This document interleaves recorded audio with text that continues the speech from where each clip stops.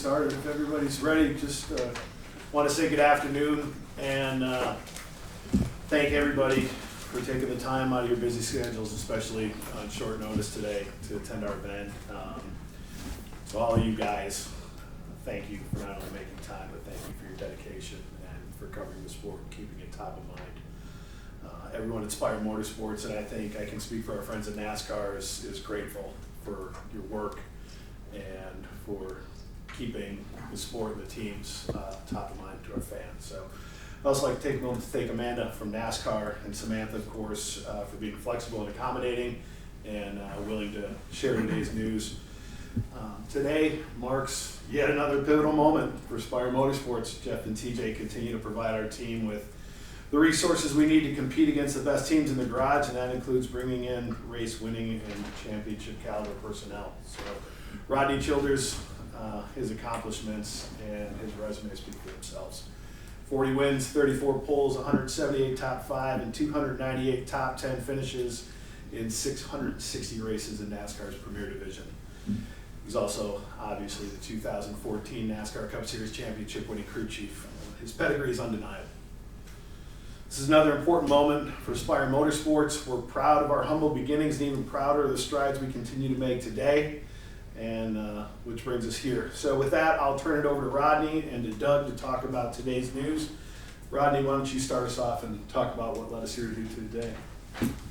Yeah, for me, for all of us at SHR, it's been a tough year to navigate. The news that came out with them shutting down and all that was tough for all of us. It was a place that I'd been for 11 years, and 37 of those wins had been inside those doors. And for me, it was trying to figure out what that next step was. I've had a ton of fun this year with Josh and seeing him grow.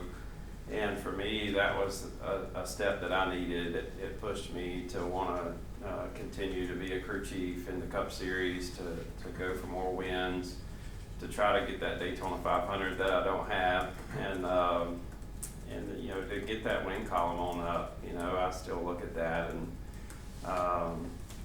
Adam and Gustafson are pretty close, and we're trying to stay ahead all we can. But it's been great to work with Doug. Doug reached out immediately, and as soon as SHR started to announce that they were shutting their doors, and like I put on Twitter earlier, they were just persistent. They had my back the whole time, and every day it was telling me how much difference I could make, and how much they wanted me to be there. And I told my team this morning, everybody in this world wants to feel wanted, and that's what I got out of Jeff, that's what I got out of Doug, that's what I got out of everybody there, was how much I was wanted. And for me, my family, and everybody involved, like that's what you want to be involved in. I want to go somewhere where I can make a difference. I want to go somewhere where I can be a leader and work hard and do all the things that I'm good at. And I feel like I can do that there and have a long future there also. Doug, you mentioned in a couple of our conversations that being able to pick up Rodney is like being able to pick up the #1 free agent in the market, and I think that speaks volumes to his capability and the accomplishment that it is for Spire Motorsports to bring in a crew chief of Rodney's caliber. I think Rodney mentioned it is there's times in the sport where there's transitions. We saw one when Michael Waltrip Racing went away, when Furniture Row went away. And unfortunately, with the Stuart Haas situation, there's really talented people in the industry that are looking for their next challenge. And so when that happens, you have to be ready to try to help find the best talent you can get. And for sure, Rodney, his resume is impeccable. But for me personally, my previous time at Hendrick, we had to work with, against race against each other and work with each other when Stuart Haas and Hendrick had an alliance. And he and Kevin obviously showed how good they were. But I think the thing, when Rodney and I got back together, because we hadn't really connected when I was out of the sport a couple of years, it was fun to connect back with Rodney and just talk to him about his enthusiasm of helping growing a team with a young driver again. And I think that what appealed to me was not just how much he enjoyed mentoring the driver, but mentoring the team. And I think where we're at in our trajectory, we're just taking the next step of building a foundation of competitiveness. We grew from 40 some people last year to 130 when we merged with KBM and went to 4 truck teams and 3 cup teams. And I'm very proud of all the work that everyone at Spire Motorsports has done to get to that level, to get to the track and compete. And now we're ready to take the next step. And talking with Rodney and explaining where we're at and where we're trying to go, I think it just became something that seemed to click for both of us, that it made natural sense. And we just kept at it. We just talked about it, and we were transparent with each other where we were, and ended up to where we are today. Rodney, if you had to pick out one thing over these last week or so, when you made up your decision, when you made up your mind and made your decision, what surprised you the most about Spire Motorsports as it relates to the last 2 years?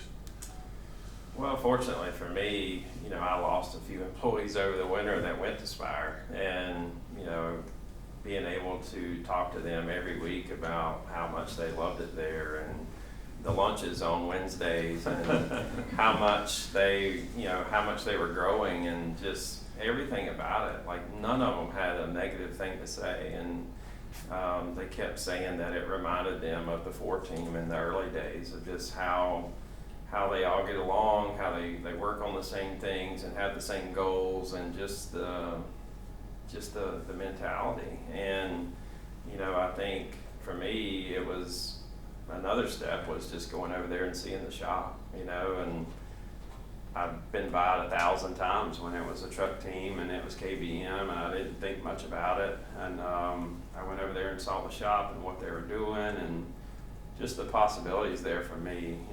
It's not only about the cup team, it's about those trucks in there and those young guys that are driving those trucks, and being able to be around that stuff and make a difference. And like I said before, I think it's somewhere where I could be for a long time. I'm not going to go to HMS and be the president one day, and I'm not going to go to Gibbs and be the president one day, or whatever, right? And and when Doug decides he's done with it and wants to go travel with his wife and have fun, then maybe that door opens up down the road, and I just see that as a place that I can be for a long time. I see it somewhere that these boys can go learn how to make crush panels on a truck team and get involved and figure out what our sport's all about. So I think for me, it's just endless opportunities there to grow, and that's probably the biggest thing for me, is I want to see it grow. I want to make something out of it. I want the 7 to be the next 4 car, and somebody that shows up every week and is fast off the truck and is competitive every week, and is a leader in the garage. Doug, kind of the same question for you. You've been there since December 1. You've seen it from the inside. Mm-hmm. What's made the biggest impact on you over those 6 months, 7 months? I think it means a lot to me that Rodney talks about the feeling that his former teammates had when they came over, and just how our shop and our facility works, because that's the environment we're trying to build, that people are working together to get better and trying to enjoy it while they're doing it. Yes, feeding people on Wednesday lunches, they get, happiness through their stomachs, no doubt. But it's a simple thing, right? And we enjoy it as a team. We all get together, people are in the line together and stuff, and there's an interaction there. But I think the other part that Rodney talked about that I didn't say previously was, for me personally, those young truck drivers are fun. I have sons just a little bit older than them, and they are full of energy. And Carson's a little bit this way too, they are there all the time. They're taking everything in. They want to learn. And that's why, we've got great truck crew chiefs, Brian Patty, Kevin Bono Mannion, Chad Walter with Raja, Jason with Chase Purdy, but those guys are sponges, and I enjoy the interaction. It gives me energy, and I feel like it's going to be the same for Rodney, because they're all just trying to learn, and he's got a lot of wisdom to impart on them. And I think that these are intangibles when you get someone like Rodney. It's not about, we know he knows how to make a race car go fast. We all know that. That's been happening for a long time. But I think where he's at as a leader in his career is a really good spot to be in, to be able to enjoy helping young engineers, helping young drivers, building a team, and I feel like, you know, as we interact with Luke Lambert and Ryan Sparks, it's just a natural back and forth there. And I also want to just mention that in this move, Ryan Sparks, who was the competition director and crew chief, having to do a dual role as we grew, we saw that we needed to split that and focus on competition and focus on crew chief. And that was something that he took on his shoulders, and we appreciate. He was selfless when we could potentially get someone of Rodney's caliber. You know, he has aspirations of where he wanted to go as a crew chief, but he saw for the team the best thing was to get someone of Rodney's caliber and put him in the opportunity to be the competition director. I've enjoyed working with Ryan since I've been there in December and trying to grow the team and find personnel to help the team. And I look forward to working with him as we continue to try to grow the depth in our race teams. I think we can go ahead and open it up. Kelly, go ahead. I have two. Rodney, first off, you mentioned about the fun you're having with Josh was a step you needed. It pushed you to want to keep being a crew chief. Can you just expand on that and kind of what this first half of the season has been going through this with Stewart Haas, and were you ever considering maybe you would walk away after this year? Well, honestly, I think I needed that chip on my shoulder again, and I felt like having Josh in the car was all on my shoulders. And you know, eventually last year they walked in my office and said, "All right, Smoke said it's up to you now. You know, here's 3 or 4 guys. You pick the one." And before they walked out the door, I said, "Josh Berry."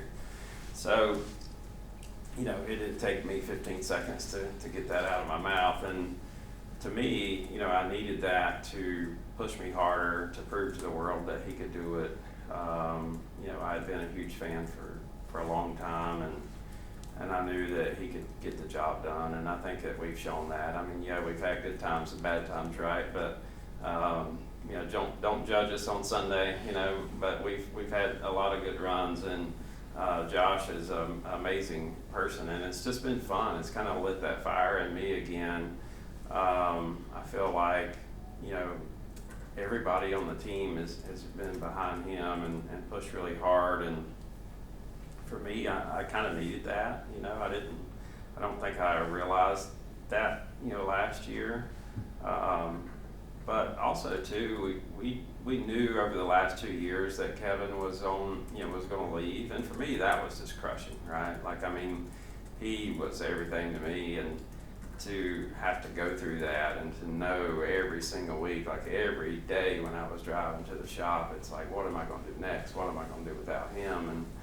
And I think, you know, just finally getting over that, you know, and getting back to work and working with a young driver that's enthusiastic and, you know, kidding around with all the road guys all the time and all kinds of different things. It just brought that fire back, and you know, that's been fun for me.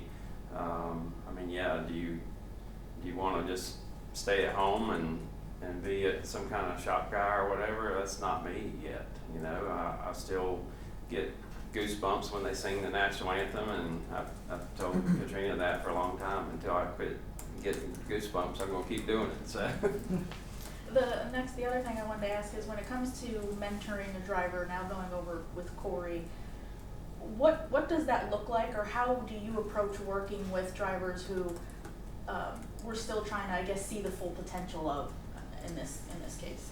Yeah, I mean, for me, I've been around for a long time, right? And I've been through every sort of thing that you can think of.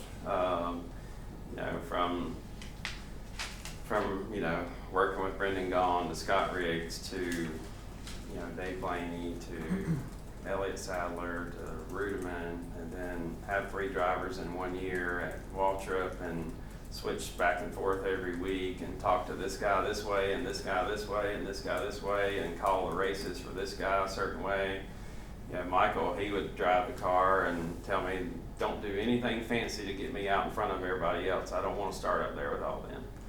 And, you know, everybody else is the opposite.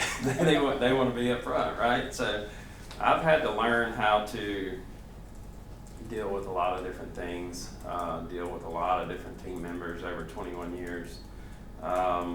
You have to treat everybody different. You have to talk to everybody different. I always say the word pet. You have to pet them different. You know, I think I like dogs too much, but like that's the truth of it, right? I mean, you have to pet everybody differently, and you know, and some people, they don't need to be petted at all. You just leave them alone. They do their deal and move on with it. But you know, for me, I've known Corey forever. You know, to say that he's had a fair shot, I don't know that, right? I mean, it's up to me to put the best race car on the racetrack that I can every single week, to go out there and try to win races, to try to win that Daytona 500. And you know, for me, I've never had an issue having relationships, right? And you know, being a good person is the #1 priority, and treating people the right way. And if you do that stuff, everything else will work out. Dustin? Doug, as Matt noted, the organization's gone through a lot in the last year, and I know you didn't come on until December, so you've been a part of it, some, but not all of it. Can you give me a sense of what this last year has been for the organization? And then what is the next tier, I guess you would say, from moving from this point on? Yeah. So the past Spire was 2 Cup teams, and they dabbled in a few truck races that Bono did out of his own garage out in Mooresville. And so when they merged with KBM, we had a group of people that were on the Spire Cup team. You had a group of people, a lot of them that stayed from KBM. And then, as Rodney alluded to, we had a lot of people that joined us from other Cup teams. We had people from Hendrick, we had people from Penske, we had people from Stewart-Haas, people from across the garage area came and joined us. And so when you go through that, and I like to call it just a step function, just from here to here, you're trying to just get sorted. And I feel like it took us to about April to really get everyone kind of sorted and aligned. The other thing was getting enough people just to do all that work. And now we're in a fortunate situation where we've assessed where we're at, and we can decide where and how to add depth to the organization. I feel like the truck side is in a good spot. It was, you know, merging with KBM, they had a good template. We kept a lot of people from there. And so that was fairly straightforward. And fortunately, a lot of good people from Kyle's truck team stayed. And I feel like we hit the ground running and have done well, and look forward to that. The Cup side obviously is much more, I mean, truck's very competitive. Cup's very competitive, obviously, on Sundays. And so I feel like we're doing a good job. I feel really happy about how the 3 teams are working together. And then, of course, with the 71, it was a little bit tricky with basically Trackhouse people embedded with us. But I have to say that Stephen Doran and Luke and Ryan have, I'd say in the last 6 to 8 weeks, have really locked arms. And I feel like that is shown in how we've been running recently. As we've gone into the teens, and you know, Iowa obviously with 5 restarts is a different animal, but I just think that the group has worked well together. And I think the next step is to add people of Rodney's caliber, and you know, we're talking to some other people that we feel like will add depth to us technically, but then also how to help us get our cars to a higher level. And I think someone like Rodney can help us determine how to get our cars to the next level. I think we're doing real well, but the thing is that it's just incremental improvements in every little area that gets you to that next level. And I think we're just knocking on that door, and that's where I think we're going to focus as a group. We're obviously the 77 being 23rd in owner points, that's, you know, fantastic compared to where the organization's had a car Right. the past couple of years. Right. But to have the 7 back as it is, how do you look at where you are in particular with those 2 cars? I know the third one is kind of a Yeah. unique situation, in having one seemingly, I don't know if that's on schedule or ahead of schedule, about where you'd be wanting to be a top 25, and the other one trying to get in the top 30. Yeah, I mean, that's part of why we're sitting here. Our vision is we want to build 3 playoff capable teams. And certainly where the 7's at in owners points isn't where any of us want it to be at. Corey, Ryan, the team, et cetera. But I've seen that it has glimpses and they put themselves in situations to where we could or should have better finishes. And I think the point of this is that everyone has to accept that challenge, right? To try to build that into a better team, into a playoff team. And so I know Rodney's accepted that challenge. I know that Corey will accept it, but also the rest of our organization. And so it's not being afraid to say we got to go try to climb. Now you say, hey, from 31st to 16th, that's a big jump. I completely understand that. But he also got 4th at Daytona 500. Yeah. Right. I mean, it was like and so there's some strengths of Corey's that you know we feel like we can go win races. We were up there in Iowa even before the restarts and things happen. I mean, there's been times this year where we've been there and then just haven't been able to finish the deal. And I think that's where sometimes there's a fresh voice in your ear help guide you, take you to a different level, and that's where we're trying to go. So you look at it at every level, Dustin, and that's what we're trying to prove. And the first level was we got crew chief. Claire? Rodney, you know that crew chiefs are always like magicians, and you are, if not the best, one of the best crew chiefs in the garage, but everyone expects you to be a miracle worker. And you know what I'm talking about, right? You are very hard on yourself, you work really hard, and you're very good.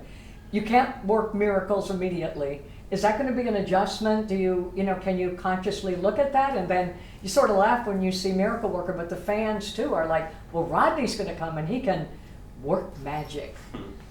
Well, obviously there's a lot of work to do. As Dustin spoke, I mean, obviously the car needs to be better than what it is, and everybody I know is working really hard to do that. I know just looking at things this morning, the 7 had the second fastest lap time of the whole race yesterday, or Sunday. So the speed, there can be speed there. Some of it's about finishing races and being smart. On the other side of it, over the last 2 years, I've realized more and more that, we're all buying the same parts. We're buying the same chassis stuff. We're buying the same body parts. And the thing that, attracted me to Spire a lot was just they're investing in the people. And if we're all going to have to run the same parts, then the people's what's going to make a difference. Some of these guys have a 25-year head start on us, but if you get the right group of people and the right mindset, people that are going to work hard and do all the right things, and you can still run with the big teams. You got to go out there and be perfect, and you can't flounder around by any means, but there's going to be steps. There's going to be hard days, there's going to be good days, there's going to be good tracks, there's going to be bad tracks, and honestly we have that now. For me, it was hard to get into victory lane in 2022, and then we did it back to back, and then last year we never did. We came close, but it's hard for everybody right now. It's not easy, and to say that they're 31st, it's easy to be 31st right now. It really is. That's not really floundering around. You can be 31st, and it's an easy step of just finishing races and being 15th every week and being 10th every week. And Kevin was so good at that, and he taught a lot of the guys on the 4 team. You look at 2023, I mean, we led the points for how many weeks? And we weren't running very good, but we were right there. We finished races. We didn't wreck out. If we had a 15th place car, we finished 15th, and some days we finished 13th with a 15th place car, and that's really what it's about, is figuring out that side of it. It's not gonna be a miracle of taking a 20th place car and making it a winning car. It's gonna be, how do we become a 10th place car, and if we have a 10th place car, how are we gonna finish 7th with it? So, there's a lot to all that, and, and I think, I raced Luke Lambert for the championship in 2014, and he's done a good job with that, with Carson, and, they've had some races they've wrecked out of or whatever, but we have too, and, but they've put good races together and have been there at the end of them, and, having good restarts, good qualifying efforts, all that stuff is a huge part of it. So, yeah, it's not gonna be a miracle, but we're gonna chip away at it every single week. John? As you can guess, I'm sorry, can I ask a follow-up? Go ahead. Okay. As you can guess, the fans have been chiming in on where, you would end up. And a lot of people asking if you talked to the Wood brothers, if there was a chance, obviously, to stay with what is remaining at Stewart Haas Racing. Did you talk to the Wood brothers? Did you have that meeting? And did you talk to others? Y'all know that I'm not a BSer by any means. I talked to everybody in the garage. Some of that just never went anywhere, and there's so much confusion right now of a lot of teams. They would talk, and then just nothing would ever happen. And that's one thing that kind of led me to Doug, is like there was a plan. Like right off the get-go, it's like, we need you here, this is how much difference you can make, and here's our plan, and this is what we're doing. And it seemed like nobody's got a plan right now, and part of that is just, I don't know, I can't stand not having a plan. I want to have a plan and have good leadership and have all that stuff in place, and like Doug was the first person to send me a contract, and and that means something to me. Like, I've been around this a long time, and like if you want somebody, tell them that you want them, and to put a piece of paper in their hand and make something happen. And for me, I'm not going to sit around for 6 months and see if I end up with nothing. There was a lot to every conversation, and like I said, everybody wants to be wanted, and that's what I felt out of Doug. That's what I felt out of Jeff. That's what I felt out of the employees there, and my past employees that are there, and and some of it, I just started paying attention to all the details, right? You look at their pit road carts, you look at their pit boxes, you look at what they're trying to do, and they're trying to do it right. They're trying to invest in the right things. They're trying to have the right image. They're trying to have the right employees. They're trying to make the cars faster on Sundays and to win races. And what else? What else is there, right? Those are the things that you want. So, like I said, sometimes you gotta or get off the pot, and that's what it was about. Yeah. John, go ahead. So Rodney, I know obviously they've been working hard at Spire to build that competitive foundation, putting in all these different parts. I was curious, being able to go back to, that Chevy ecosystem with the GM Tech Center, all that stuff, did that play a role in your decision? Well, like Doug said a while ago, when I went to SHR, one of my big reasons to go into SHR was because of Hendrick Motorsports. It was because of Mr. H.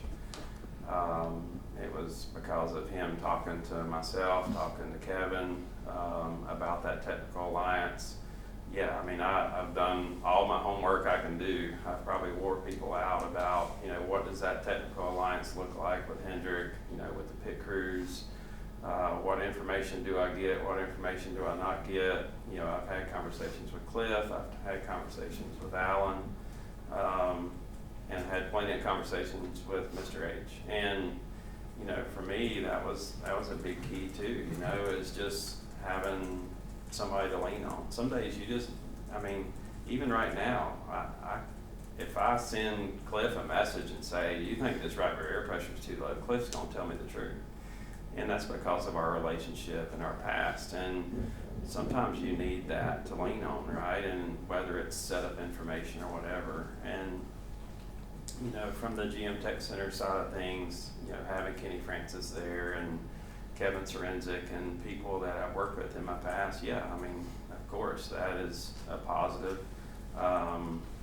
You know, me and Kenny used to go to lunch every single day for 3 years straight. So to be able to lean on somebody like him, to go to lunch with him again, all that stuff is a positive. And, you know, did that make a huge difference maker? Probably not a ton, but on the other side of it, you know, those are the, you know, the friends that you've had over all these years and that you're going to lean on and get information out of and help you make the right decision. And then Doug, just one quick thing for you. When I sat down with Sparks over the off season, he talked about how, you know, one of his big roles was managing the drivers, their different personalities, especially kind of helping guide Carson through his rookie season. How important, I mean, does that give it a bigger runway now that he'll be just full on only in the director of competition role? I think it's, so as it relates to Carson, I think all of us are trying to surround him and support him because we see his capability and what he can do with the race car, and that he's got a bright future. But I think the specific thing with the competition director role, when we talk about that, is what's nice about Ryan in that role is he's just been a crew chief. And I think that when you get former crew chiefs in roles like that, they understand what the needs are. And really, when you're in that role, it's understanding how do you remove roadblocks, how do you help with their hurdles, how do you go solve something so they can work on race cars. And I think that's where Ryan and I have talked a lot and learned a lot, and it's working on the things like you're talking about while Rodney and Luke are working on making the race cars better. And so just trying to take a load off of them, I think he's going to be able to help with that and add, like I call it depth. It's just people that understand what needs to be done and then working shoulder to shoulder to try to get it. And so it could be helping Carson, it could be helping McDowell, it could be working on something with Luke or Rodney that's going on at the GM Tech Center. Any of those things he can go now and focus on. Okay, thank you. Doug, you've been in positions of tremendous success and where the focus is win, win, win. And in coming to this position, it's a new focus, and it's, you know, it's at the bottom or toward the lower part of the hill, and you've got to climb up. What are the challenges in making that adjustment? And I don't know if you can talk to Rodney as somebody who has, you know, been highly successful, that this is something that it's been a long time since Rodney's been, I guess, in this position, you know, of having to climb the hill to some degree. What are the challenges, and maybe even the discussion with Rodney about what is he's about to entail? You know, I tell this anecdote a lot, and I'll try to make it a quick one, but last year I was working on the Cadillac LMDH car. We were racing in Le Mans, and we're racing against Ferrari and Toyota and Porsche and some of the best. I mean, that's some of the toughest competition in the world, and we were getting ready for our first race. And we were doing fairly well. We were pretty happy with where we were at, and we were having a pre-race meeting, and the gentleman that was running our European team, there was a whole group of like a United Nations of people. Yeah. And he says, you know, I think everything goes right. I think we can get on the podium. If everything goes right. And then he said to Chip Ganassi, right? Chip, do you have anything to add? And Chip's like, hey, it's okay to win too. Okay, it's okay to win too. And so the point is, we know where we're at. Yeah. Like, we know that we're growing. Yeah. And we respect the competition enough to know that it's a bit of a journey. But you have to embrace the journey. Mm-hmm. I mean, any success, and I'm sure Rodney would say the same thing if you look back on 14. Any year that I've been around with success, or if it was a third place at Le Mans last year, or if it was, you know, Jimmy's run, Mm-hmm. or if it was watching Alex Palou his first year at Ganassi, the championship, that moment in Homestead, is something you always remember. But the thing you really remember is the journey, like the whole year and what it took. And so, yeah, being at this part is that when you get to the top, it's all the sweeter because you remember what it took to get there. And I think that's that's the thing I would say, is to embrace the journey. And that's why I try to tell everyone, we know what the journey, we know that it's a steep hill, but you have to embrace that and be okay with it, knowing that you can get there, and it can happen sooner than you think. And so I think the other part of it is that, you know, for me personally, is that you want to win on the track, and there's no doubt this is why we do what we do. But at some point, I personally would take satisfaction in putting people in positions and then seeing them have some level of success and growing in that position. So as a leader, as you get removed from the day-to-day, you have to be part of the joy of what you do is putting people in a position and then seeing them embrace that and grow in that position. And so I know Rodney knows how to do that position, but I look forward to Ryan Sparks in his new position, right?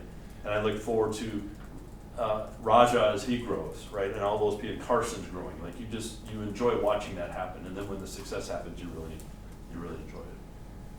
Do you have anything to add in regards to that, Ron, here?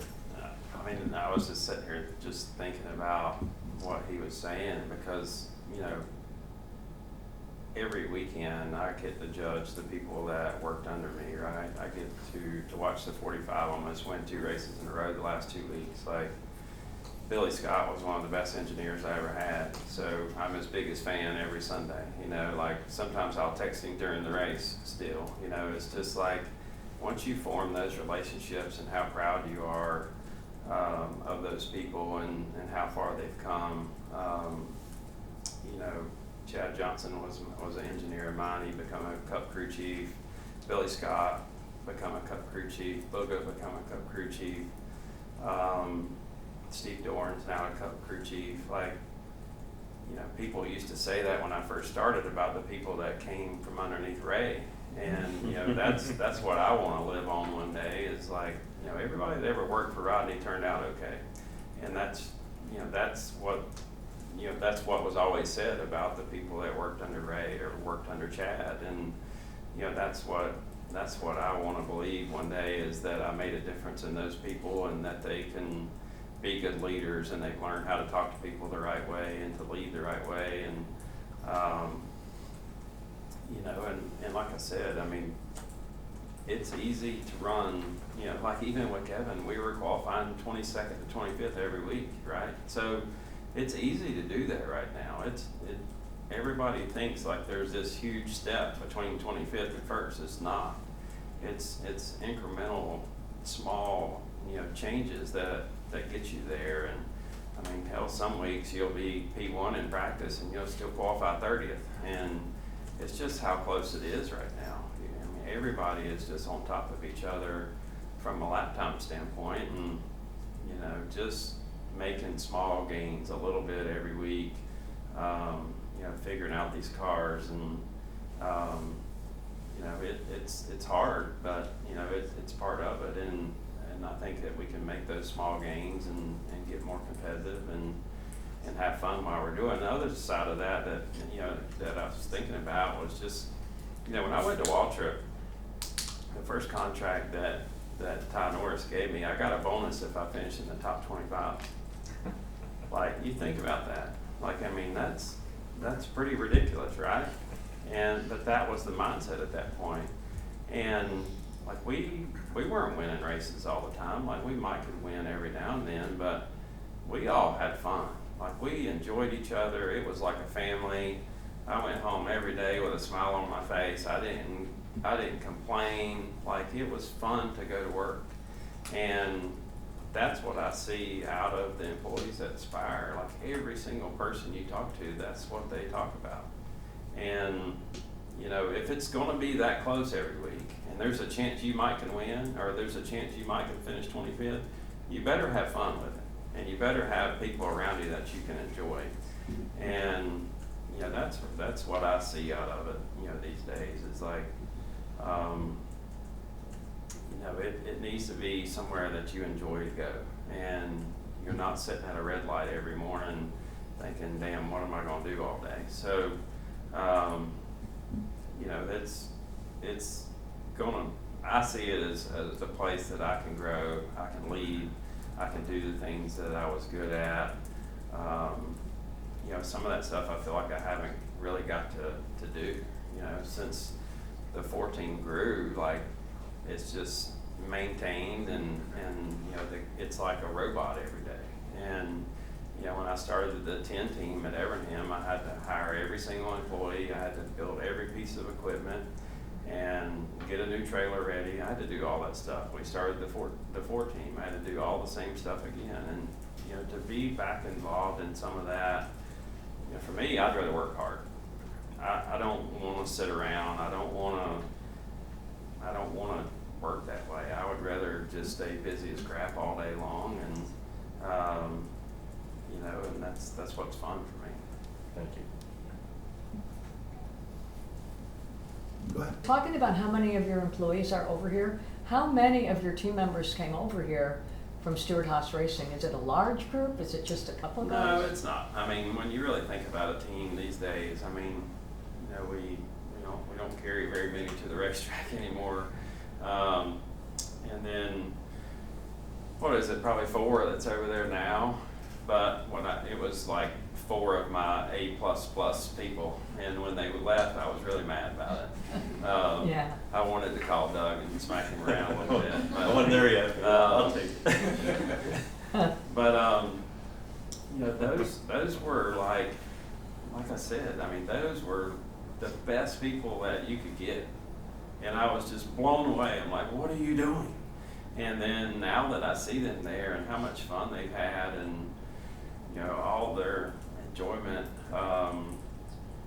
and then, you know, on the 71 side of it, having Steve Doran there and having Foz there, like, you know, they're, you know, track house guys or whatever, but like they love it there, you know, and yeah, that means a lot to me. I mean, hopefully we can get a few more there if we can get some positions for them, but, you know, we'll see how all that works out. But, you know, it's a family sport, you know, and like I said, you got to be around the people you want to be around and live the way you want to live, and, you know, and just have fun with it. How many of your team members over at Stewart-Haas on the 4 team have jobs other places, and how many are left looking that are going to want to ask you to come over here? Yeah, I mean, I think the saddest part for me is the pit crew. The pit crew has just been incredible. A lot of those guys have been with me all the way since 2014. Mm-hmm. You know, I think for this quarter they ended up number 1 on pit road. You know, I was just praying that whether it was me or whether it was anybody in the garage, I was just praying that they would be able to stick together. You know, just take all of them. You know, if they're going to knock out 8.5-second stops every time they come down pit road, just take them all, put them on a car that can win a championship, and let them go win races and spray champagne every week and do the things they deserve. But it didn't work out that way. They all have jobs, but they're all split up in every which way. You know, they'll all succeed, but same as what you were talking about, that's going to take time. You got to get used to the guy that's setting the tire down, and the guy that's hanging in the tire, and the guy's jacking the car, and the gas man, the way he kicks the tire. Like, it doesn't take much to get that stuff off sequence. There is a ton of people at SHR that still don't have jobs, you know, and you know, there's a lot of that going around of people are just scared, you know. I mean, people have families, they have house payments, they have this, they have that. You know, there is a lot of talk going on, and I feel like there's a place for everybody.